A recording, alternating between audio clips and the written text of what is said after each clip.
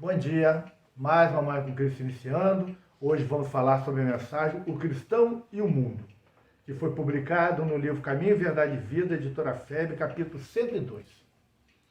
E a mensagem ela diz o seguinte: ninguém julgue fácil a aquisição de um título referente à elevação espiritual. O mestre recorreu sabiamente aos símbolos vivos da natureza, favorecendo-nos a compreensão.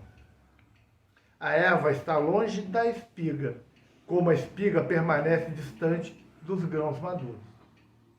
Nesse capítulo, o mais forte adversário da alma que deseja seguir o Salvador é o próprio mundo.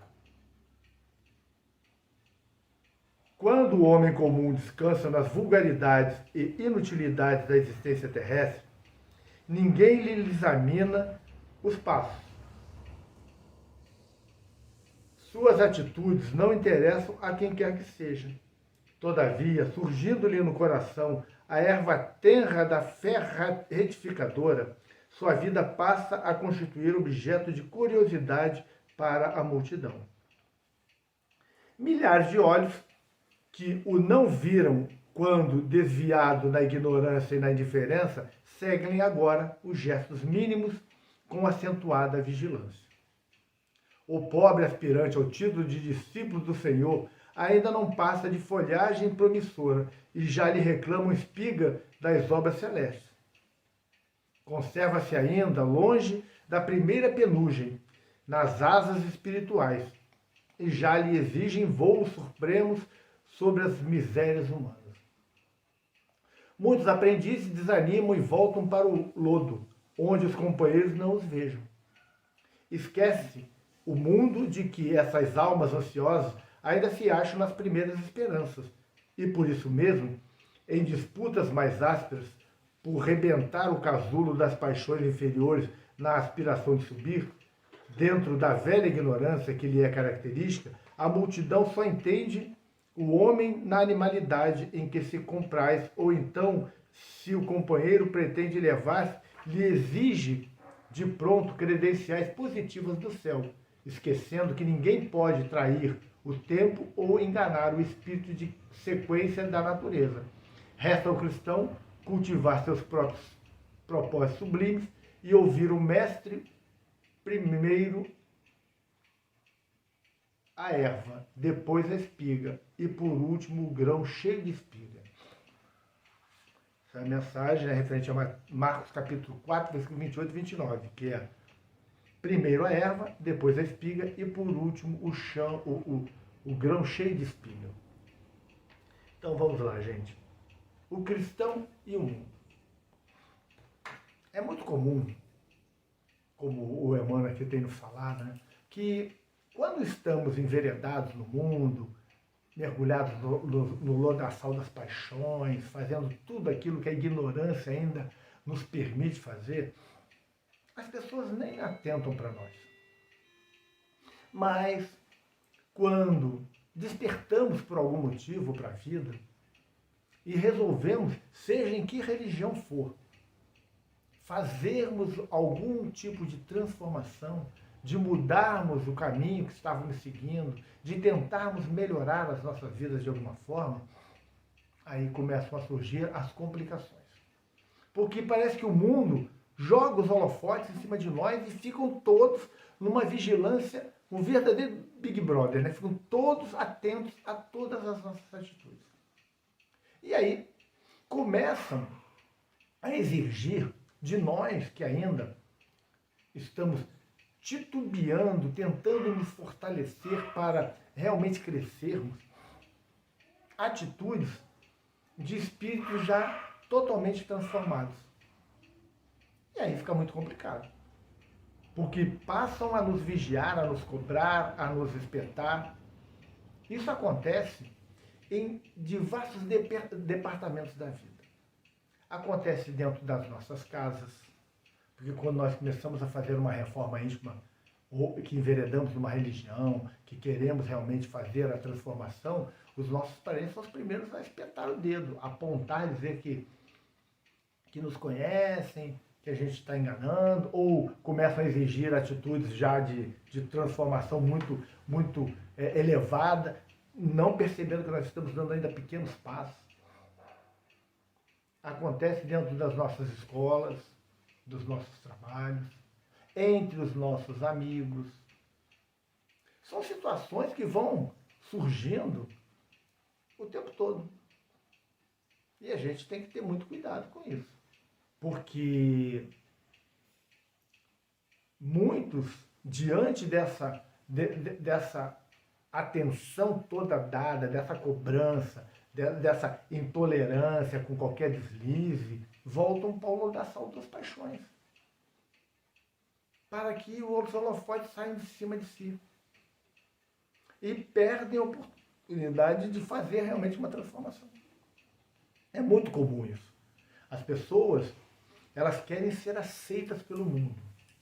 E quando a gente faz uma modificação, que a gente sai do cotidiano, sai do vulgar, né, podemos dizer assim, as pessoas passam a nos cobrar.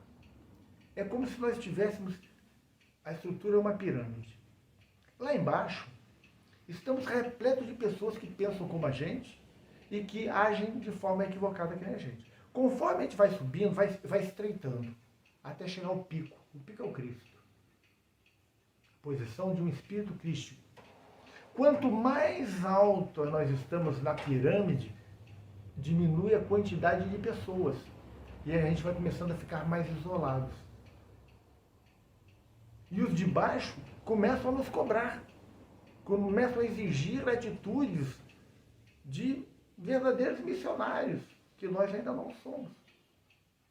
E a gente tem que conviver com isso, sem desanimar.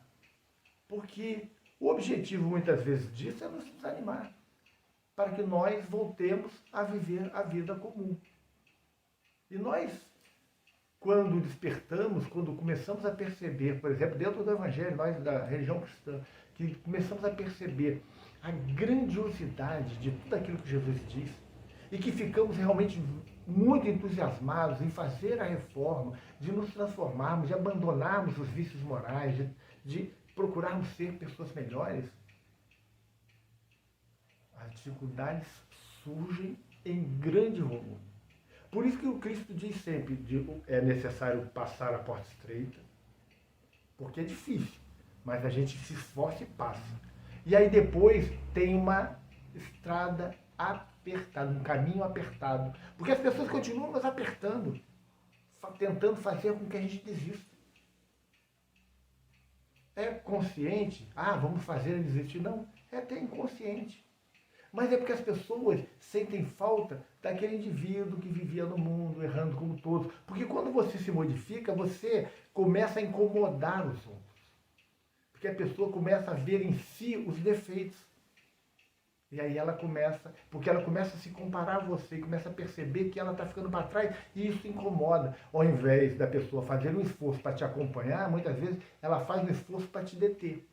E se nós permitirmos, nós não vamos conseguir avançar, nos transformar, fazer a reforma íntima tão necessária nas nossas vidas.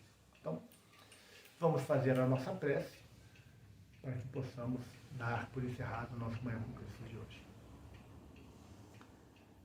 Pai nosso que estais nos céus, santificado seja o vosso nome. Venha a nós o vosso reino. Seja feita a vossa vontade, assim na terra como nos céus. O pão nosso de cada dia nos dai hoje. Perdoai as nossas ofensas, assim como nós perdoamos a quem nos tem ofendido. Não nos deixeis cair em tentação, mas livrai-nos do mal. Amém. Se você chegou até aqui, se gostou da nossa reflexão, dê seu like. Faça seu comentário, se não quiser comentar sobre o tema, dê um bom dia, boa tarde, boa noite, interaja conosco de alguma forma. Se inscreva no canal se você não é inscrito, divulgue, mande nas suas redes sociais, bote no seu Instagram, no seu Facebook, nos seus grupos de WhatsApp. Ajude a propagar essa mensagem sobre o Evangelho de Jesus. É um culto matinal, todos os dias, às 7 horas da manhã. Vamos completar agora já um ano, né, de trabalho, que é essa Manhã com Cristo, todos os dias, gente. todos os dias. Vamos fazer agora já um ano, completando um ano de atividades. Então, é uma passagem, é um trabalho que nós estamos nos dedicando e queremos divulgar. E se você puder nos ajudar com a divulgação desse nosso culto, fazemos todo dia de umas 7 horas da manhã, leitura de um texto do nosso querido Emmanuel acerca do Evangelho de Jesus, tecemos alguns comentários e encerramos com uma prece. Nos ajude, participe, faça parte da nossa família, que é essa família do Manhã com Cristo. Que Jesus abençoe. Até amanhã, se Deus quiser.